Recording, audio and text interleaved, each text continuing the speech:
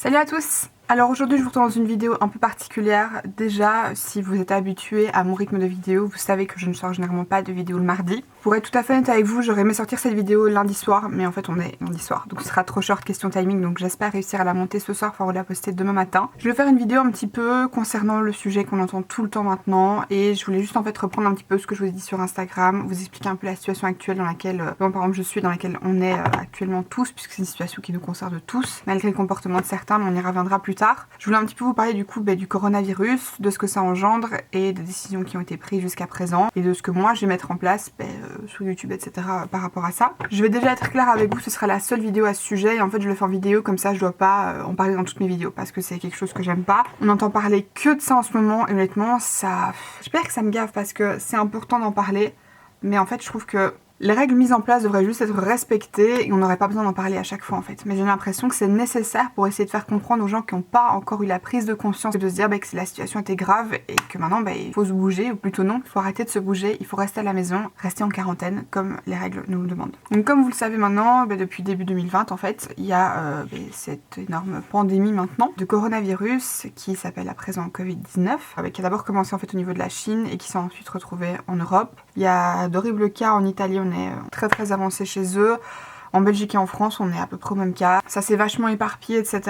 Et je crois en fait que les mises en œuvre n'ont pas été faites assez tôt, mais après ça c'est voilà, je peux tout à fait comprendre que c'est une situation très compliquée. Il faut bien se rendre compte que derrière toutes les situations qui sont prises à présent, il n'y a pas de plaisir en fait. Il n'y a pas de joie. Tout ce qui est mis en œuvre en fait maintenant, c'est contraignant pour nous, mais il faut se dire que c'est contraignant pour tout le monde en fait. Parce qu'il faut bien se rendre compte qu'une fois qu'on aura traversé cette crise sanitaire avec ce virus, il y aura bien évidemment la crise tout court qui va arriver, la crise économique. On va être dans une merde pas possible, puisqu'il faut bien vous dire que là maintenant toute l'économie va en subir un coup, puisque les magasins sont fermés, les bars sont fermés, les cinémas sont fermés, enfin tout est fermé.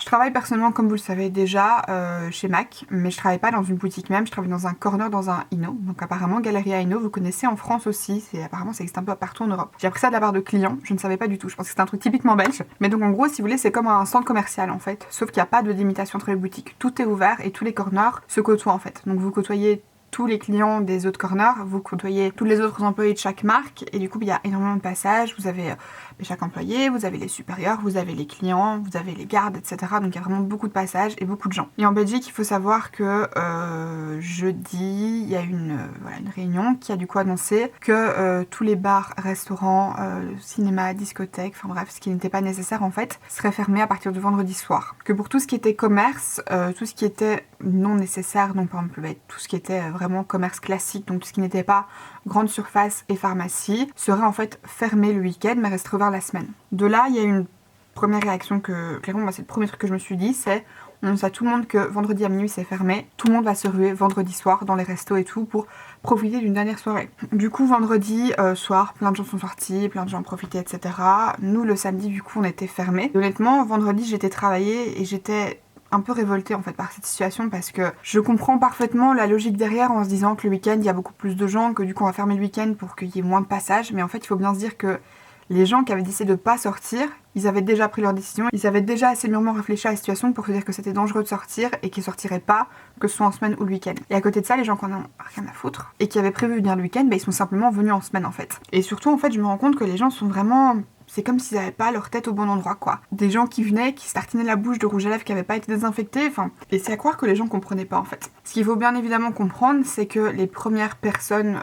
touchées et concernées, dirons-nous, par le virus, même si tout le monde est concerné, c'est effectivement les personnes âgées et toutes celles qui ont une santé plus fragile. Parce qu'effectivement, c'est les personnes sur lesquelles le virus a les conséquences les plus terribles, puisque ça mène à la mort. Et en fait, je pense qu'il y a eu trop de dédramatisation sur le fait que si t'es jeune et que t'es en bonne santé, ça va rien te faire, c'est une petite grippe, un gros rhume et c'est bon. Sauf qu'en fait c'est pas comme ça. Il faut se rendre compte que maintenant il y a des jeunes qui sont touchés, des jeunes qui sont sous aide respiratoire et qui sont dans des états critiques et pourtant ils étaient pas forcément en mauvaise santé. Et surtout ce qu'il faut comprendre c'est que si sur vous ça peut ne pas avoir d'effet horriblement néfaste comme le fait que vous pourriez être porteur sain, faut bien vous dire que les personnes plus fragiles, donc les personnes plus âgées et les personnes avec une santé qui est déjà moindre et diminuée, ben en fait c'est des personnes que vous connaissez, ça peut être vos parents, ça peut être vos grands-parents, ça peut être vos amis, et je comprends pas en fait que les gens arrivent à se dire ouais, bon, si on attrape, hein.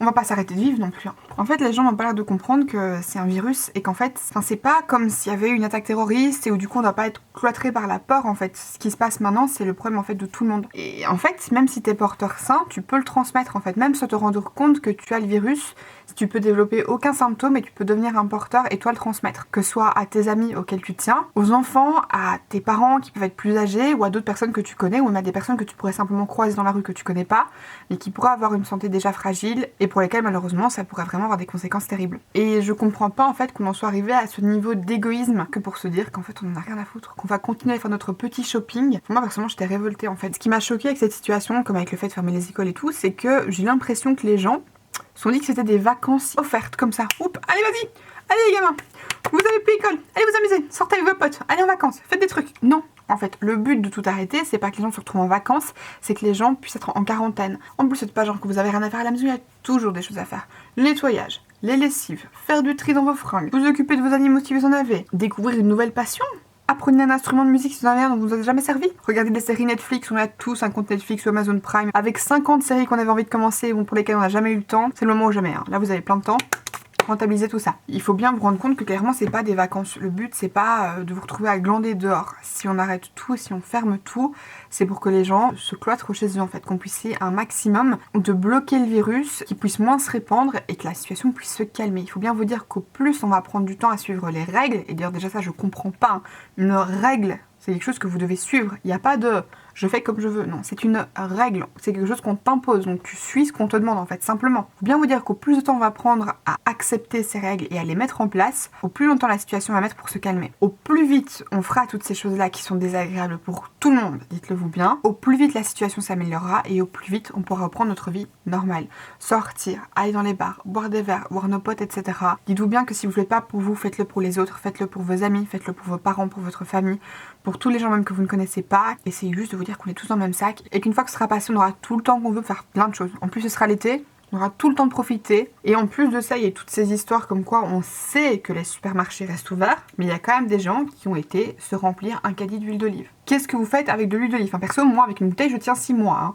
Entre ça, le manque de PQ, c'est plus pas pu soit être, un petit coup de pommeau de douche et un gant de toilette, hein, les gars, calmez-vous, sérieusement, je comprends pas en fait. Des gens qui prenaient des bacs d'eau, mais vous avez de l'eau du robinet quand même, enfin je sais pas. Tous ces trucs d'égoïsme constant en fait, ça a aussi des conséquences sur les autres personnes. Mais on vous rend compte que si vous faites vos courses à outrance, il y a des gens qui n'ont plus accès à des choses de nécessité première. Il y a des gens qui vont simplement faire leurs courses toutes les semaines ou toutes les 2 semaines, voire tous les 2 jours parce que voilà, ils habitent seuls, ils savent pas porter des grosses charges ou voilà, ils consomment pas énormément et du coup ils ont besoin d'acheter au jour le jour parce qu'ils savent pas faire autrement et ces personnes se retrouvent incapables de faire leurs courses pour avoir de quoi manger ou de quoi simplement vivre en fait. Vous n'avez pas besoin de 50 litres d'eau, vous n'avez pas besoin de 40 litres d'huile d'olive, vous n'avez pas besoin de 20 kilos de pâtes, vous n'avez pas besoin de 50 rouleaux de PQ à la maison.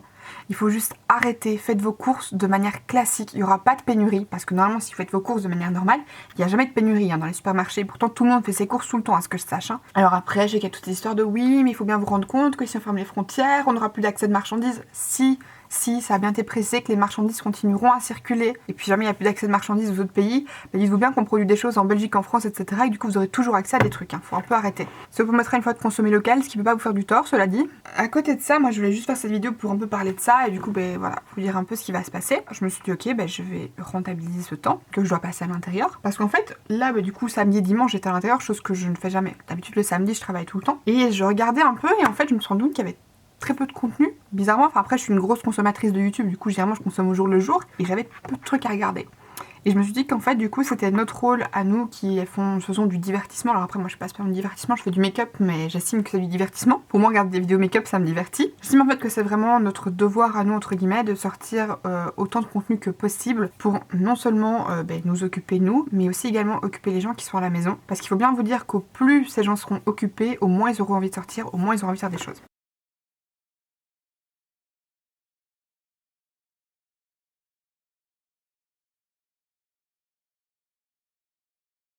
Donc moi clairement je vais sortir mes 2 vidéos demain, une vidéo, vendredi une vidéo. J'aurai aussi des petites vidéos IGTV que je reposterai peut-être sur YouTube et l'une d'entre vous m'a demandé de faire une vidéo ASMR. parce que j'en ai déjà fait une. Et c'est vrai que comme c'est des choses qui sont détendantes et délassantes, ça peut aider avec cette période très anxiogène. Donc je trouve que c'est une très bonne idée. Je sais pas encore exactement ce que je ferai, je sais pas encore exactement quand je vais vous le poster. Mais sachez que voilà, je vais essayer de vous poster un maximum de contenu. Je poste également maintenant minimum 3 photos par semaine sur Instagram, donc à nouveau allez me suivre là-dessus. Je suis disponible par DM si vous voulez papoter, donc à nouveau n'hésitez pas. Je veux aussi en profiter de faire vraiment voilà, une petite mise en honneur, dirons-nous. Tous les gens en fait qui font partie du milieu médical, infirmiers, médecins, urgentistes, tout le monde en fait. Je pense l'avoir déjà dit, je suis pas certaine, mais ma maman est infirmière. J'en avais parlé sur Instagram. Je sais qu'actuellement, il se donne à 100%. Maintenant, il se donne à 100% tous les jours. C'est un métier de dur haleine tous les jours, pas qu'en cas de crise, mais en ce moment, ils sont encore plus sollicités. Et bah, du coup, je voulais lui faire un gros bisou, et un gros bisou à ses collègues, et un gros bisou à tous d'entre vous qui connaissent de près ou de loin, ou qui simplement sont dans le milieu médical. Merci pour ce que vous faites pour nous actuellement. Franchement, vous faites un travail de ouf, et... qu'est-ce qu'on ferait sans vous? Sincèrement, qu'est-ce qu'on ferait sans vous? Faut bien vous dire qu'en Italie, ils sont arrivés à un stade où ils ont plus assez de personnel, plus assez de matériel que pour s'occuper de leurs patients et surtout à devoir choisir entre quels patients sauver. C'est une situation à laquelle on veut clairement pas arriver en Belgique, en France ou autre, et c'est pour ça que je vous demande vraiment d'être conscient et d'essayer vraiment d'un petit peu remuer ce qu'il y a dans votre cerveau pour vous dire qu'il faut vraiment rester cloîtré chez vous. C'est peut-être 2 semaines, 3 semaines, mais qu'est-ce que c'est que ça sur une année, sur toute une vie en fait, sur la santé de milliers de personnes. La situation s'empire de jour en jour, au plus il y aura de cas, au plus il y aura de gens qui risquent d'être touchés. C'est vraiment très important de suivre les règles. Prenez bien soin de vous, nettoyez-vous bien les mains, évitez un maximum de sortir. Si vous allez faire des courses, s'il vous plaît, restez raisonnable, n'achetez que ce dont vous avez besoin. Pensez aux autres personnes, pensez aux personnes âgées qui seront peut-être se déplacer qu'une seule fois parce que ça leur demande énormément de temps, énormément de courage, énormément surtout d'investissement de pouvoir sortir et qui n'auront peut-être qu'une seule fois l'occasion d'aller faire leur courses sur 3 semaines et qui n'auront rien à se mettre sous la main. Prenez ce dont vous avez besoin, mais s'il vous plaît, ne videz pas les rayons. Pensez au fait qu'il n'y a pas que vous et surtout que vous n'avez pas besoin de tout ça. Il ne faut pas entrer dans une frénésie, il ne faut pas paniquer. La situation est sous contrôle du mieux qu'on peut. Dites-vous bien que si vous respectez tout ça, la situation ne pourra aller qu'en s'améliorant. S'il vous plaît, j'espère que ceux d'entre vous qui n'auront pas encore eu la présence d'esprit peut-être ou qui se rendaient peut-être juste simplement pas compte de la situation en se disant que voilà, c'était peut-être exagéré par les médias, se rendront compte que c'est aussi grave qu'on le dit, qu'il faut vraiment prendre les mesures nécessaires et qu'encore une fois on est tous dans le même sac. Donc voilà, vous dites pas que c'est juste vous, on est tous dans la situation actuelle et qu'il faut tous mettre de l'eau dans notre vin, passer quelques petites semaines quelque peu désagréables. J'espère en tout cas que cette vidéo vous aura un petit peu peut-être aidé. Je vais juste faire voilà ce petit truc pour encore essayer de faire comprendre aux gens qui n'avaient pas compris parce que vous seriez étonnés du nombre de personnes qui n'ont pas encore réalisé tout ça. Bien sûr entre vous qui étaient déjà au courant, mais voilà, comme je vous dis, prenez soin de vous, j'espère que vous allez bien, j'espère que vos proches vont bien, restez à la maison, profitez justement d'avoir du temps avec vos proches à la maison, d'être tranquille, de n'avoir entre guillemets rien à faire et du coup d'avoir une bonne excuse à tout ce que vous n'avez pas le temps de faire en temps général. Voilà, là vous avez le droit de passer 2 jours devant Netflix sans rien faire du tout. Donc voilà, j'espère que vous aurez compris cette vidéo. Pas vous demander de la liker, pas vous demander de la partager, mais si vous voulez le faire, évidemment, faites-le. Je vous dis, c'est juste un petit peu à titre informatif. Et puis moi, de toute façon, je vous retrouve demain pour une vidéo habituelle make-up. Celle sera la seule vidéo sur le sujet, du moins, j'espère. Restez bien chez vous, lavez-vous bien les mains, soyez prudents, évitez un maximum le contact avec l'extérieur et les gens, tout simplement. Je vous souhaite du coup de bien vous reposer et d'essayer de prendre un maximum soin de vous et de rester à la maison. On ne le dira jamais assez. Voilà, merci beaucoup d'avoir suivi cette vidéo, je fais d'énormes bisous. Bye!